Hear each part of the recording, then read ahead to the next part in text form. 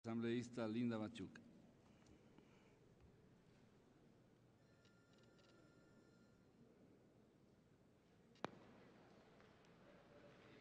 Gracias, señor presidente, compañeras y compañeros asambleístas.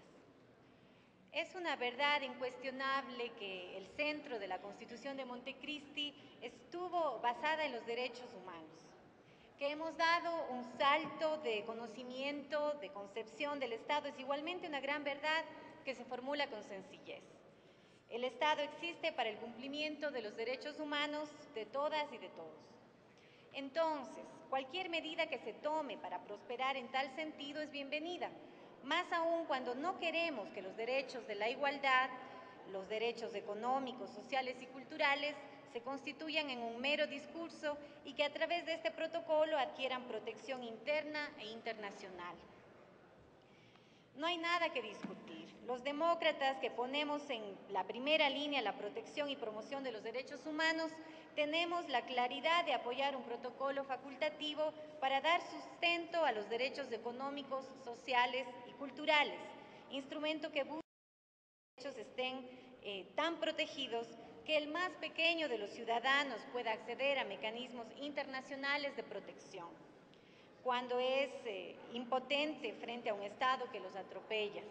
Y aquí hay que mencionar que desde luego el mismo protocolo establece que en primer lugar hay que agotar todas las instancias a nivel local, nacionales, para luego acudir a las instancias internacionales.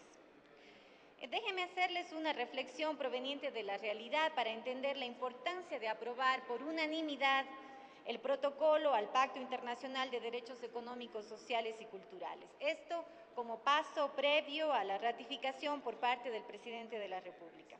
Algunos ejemplos pueden ser más ilustrativos que muchas palabras.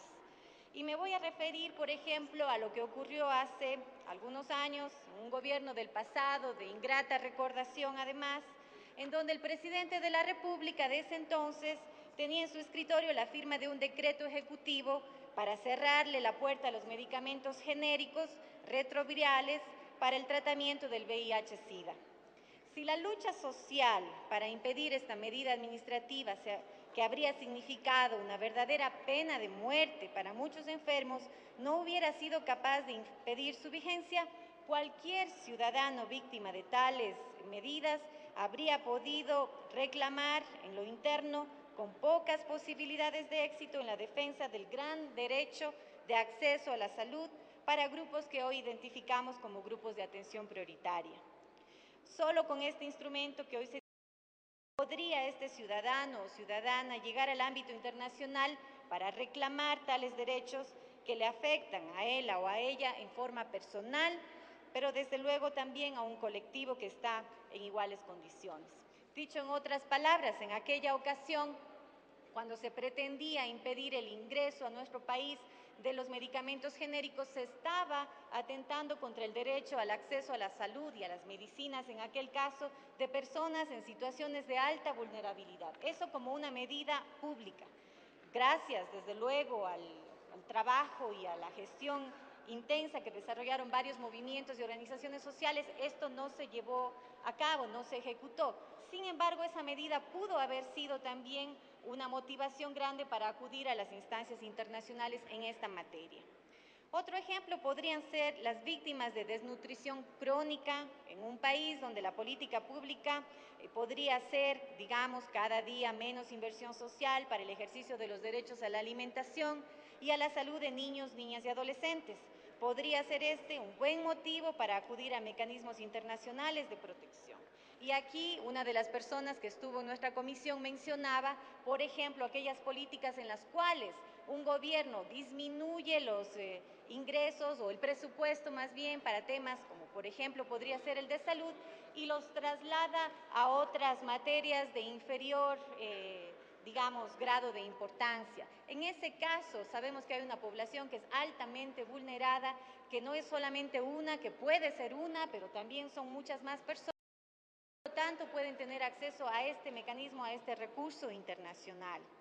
Otro ejemplo podría ser que no se integren medidas de acción positiva contra la discriminación que afecta a grupos humanos como mujeres, niños, afrodescendientes, indígenas, personas en movilidad, migrantes. Yo quiero insistir en el hecho de que el aprobar hoy este protocolo le está permitiendo al país tener la seguridad de que hay otras instancias a través de las cuales podemos apelar por justicia. Independientemente de este gobierno, lo que estamos haciendo es generando un recurso para la historia de nuestro país, para la historia presente y futura del Ecuador. Podríamos aún abundar en ejemplos y definir mejor la apertura a mecanismos de protección internacional de los derechos humanos, especialmente de aquellos que no han sido otra cosa que un discurso de campaña en ciertos gobiernos. Pero es suficiente para ilustrar la necesidad de abonar a favor de que tales derechos sean mejor sustentados en el orden interno y que el cambio que todos esperamos favorezca a aquellos que viven en mayor indefensión. Muchas gracias.